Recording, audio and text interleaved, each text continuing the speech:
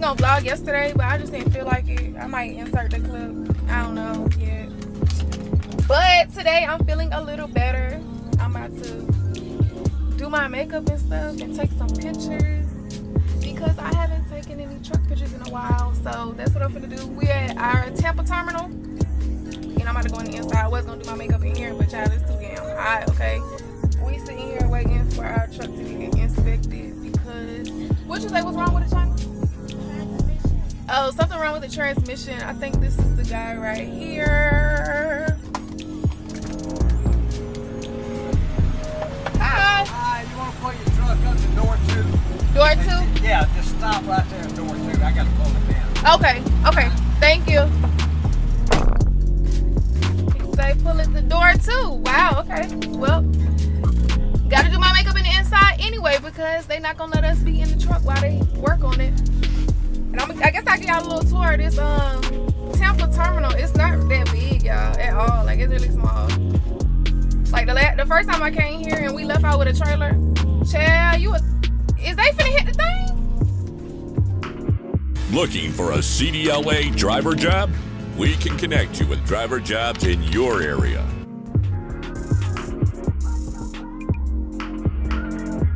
Hopefully it's something that they can fix in one day because I really don't want to be stuck in Tampa.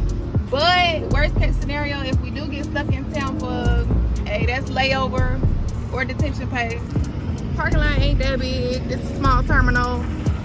Little bobtail parking over there.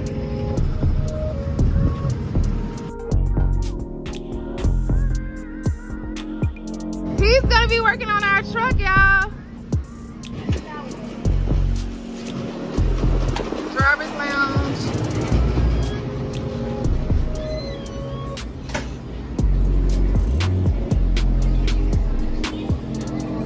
It's not big at all, okay? I only got 1, 2, the laundry, and China just went in that one. Huh? This is what we working with. Okay, well, guess they need these on. Yes, guess they need to put up. This one bigger than the other one, though. The other one I couldn't even turn around in. That's why I'm coming this one. Okay, That's what it is. this one, I know to come in this one now. Yeah, let me show y'all this. See, this one, you can barely turn around in. I was in there squished up like, damn, I can't turn around. When it's time to wash, I don't care if I got to wash in a cardboard box, baby. I'm gonna wash my ass, okay?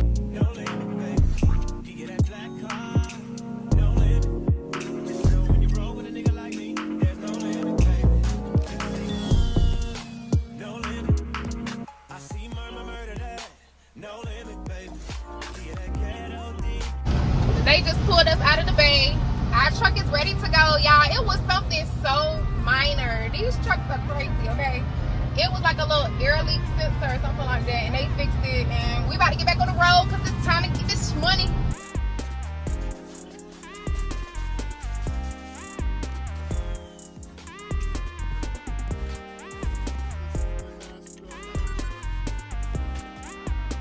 So that was last week. This is a whole nother week. We were supposed to talk about like how it is team driving, so that's what I'm gonna continue to do on this portion of the video. But before I get into that, y'all, last week was a blur, okay? Hurricane Ian came and just destroyed all of our plans. I don't know if y'all, some of y'all may know, but we run to Florida every day. We don't Florida girls, okay? We do the Georgia-Florida run, and that's all we do. They sent us to Tampa on Monday. Tuesday, the wind and stuff had done picked up, so we told them we don't feel safe. Like, I'm not finna get blown off the road for no cargo. I'm sorry. So since we couldn't do the Florida runs, they sent us to like Alabama, Tennessee, South Carolina, and of course, Georgia. Okay, cool. Not cool.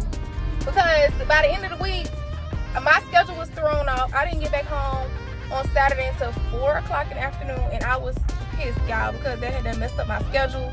I like to spend time with my baby. I got a 6-year-old son, if y'all don't know, and that's my world. Like, family time is over anything. It's no debating, it's no compromising.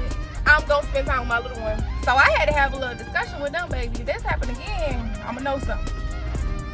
That's all I'm gonna say on that one. I didn't have to go about my So I'm gonna hurry up and try to finish this video. So let me get back to the topic of teen driving.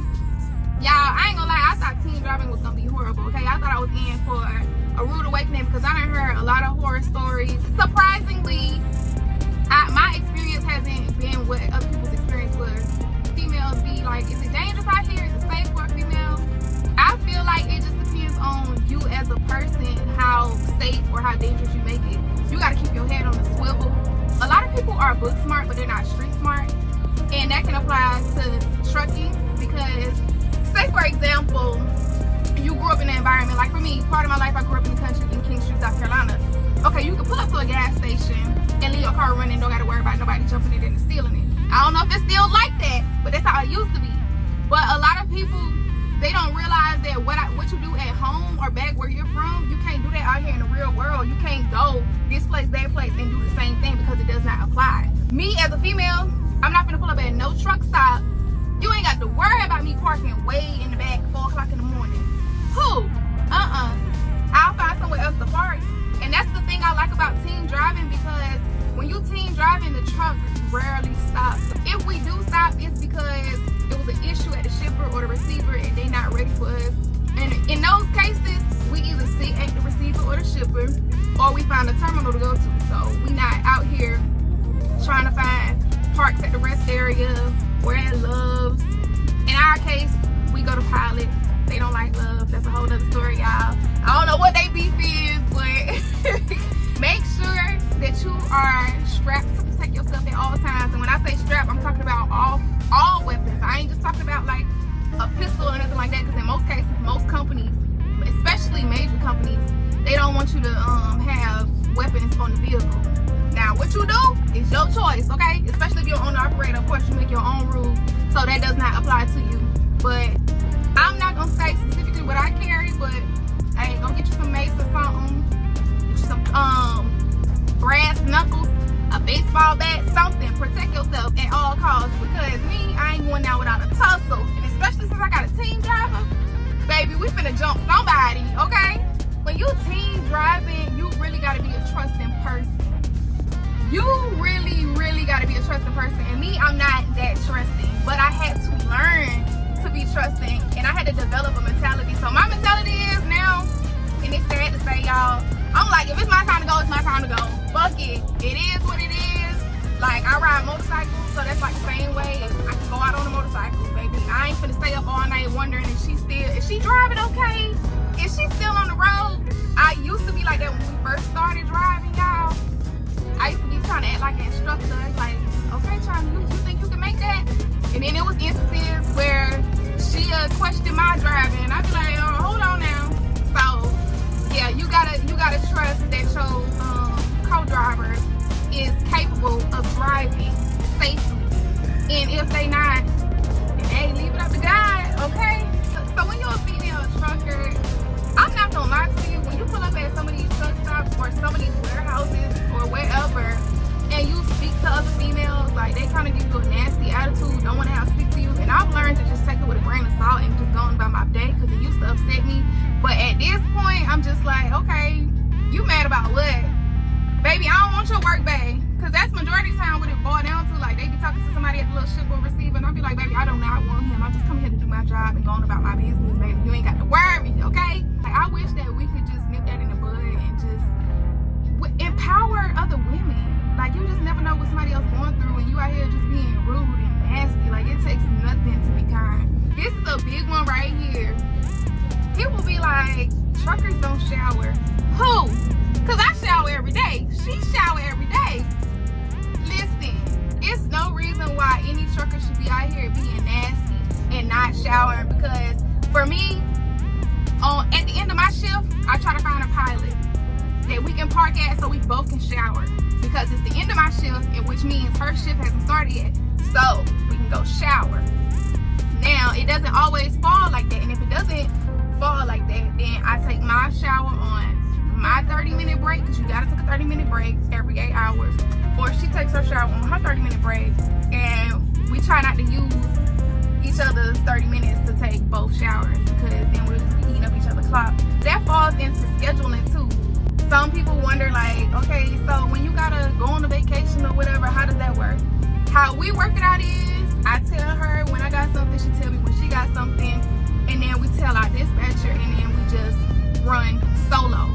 Like if she on her vacation, then this truck is still running, but it's running as a solo driver, and then vice versa. So we already off on weekends anyway, so if she come back on a Saturday or something, then she don't get back on the truck until Monday because the truck will be parked during the weekend anyway.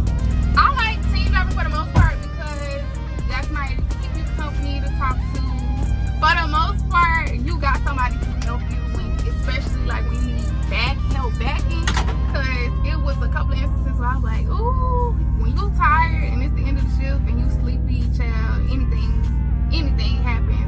Make sure at the end of y'all shifts, y'all are changing drivers because, say for example, I run out of hours or she run out of hours, and then we start driving and it starts that person who's got hours clock. And now that puts that person in violation. So then they gotta go back and try to fix everything and get the right drive time. It just causes a whole bunch of confusion. Especially like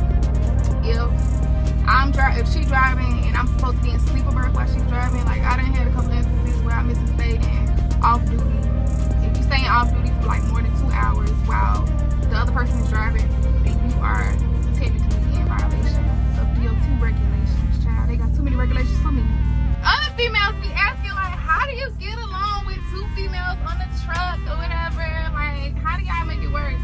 Child, we just make it work. Like, we don't argue much, and if we do have a disagreement or something, then we let the tension die down. Like, we don't say things right there in the moment, because y'all already know when you say stuff in the heat of the moment, like you sometimes say stuff you can't take back, and then some shit is just irrevocable, okay? And then it make you want to get out the truck with somebody. So And being tired. being tired, Yes. being tired what? Being tired make you more angrier. Oh yeah. Being tired will make you angry, okay?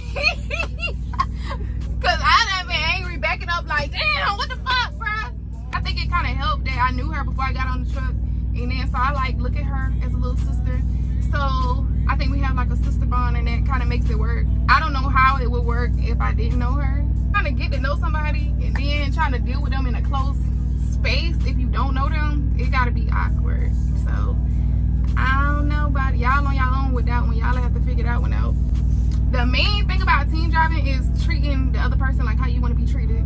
Like if I'm driving and she's sleeping, I try not to talk real loud or play the radio real loud. Like we got this thing, we don't play the radio in here. The radio just in here for no reason because it plays in the back. So of course that's gonna disturb somebody if they're trying to sleep. And we both grown, so we clean up behind ourselves. Ain't gotta worry about cleaning up nobody else's stuff. Now every now and then, of course, like it's gonna be something here and there. Like if you grown, you shouldn't have an issue with picking up something here and there. If you that petty, then you don't need to be on the truck with nobody, okay? Let me double back. Now if it is late at night and you a female and you just like, oh, I gotta go shower, I gotta go run in the stove, make sure you smart and like at least park in a fuel aisle. I don't care what other people say, let them blow, whatever they gotta do, baby. Use that fuel aisle and go take you a shower or do whatever you gotta do.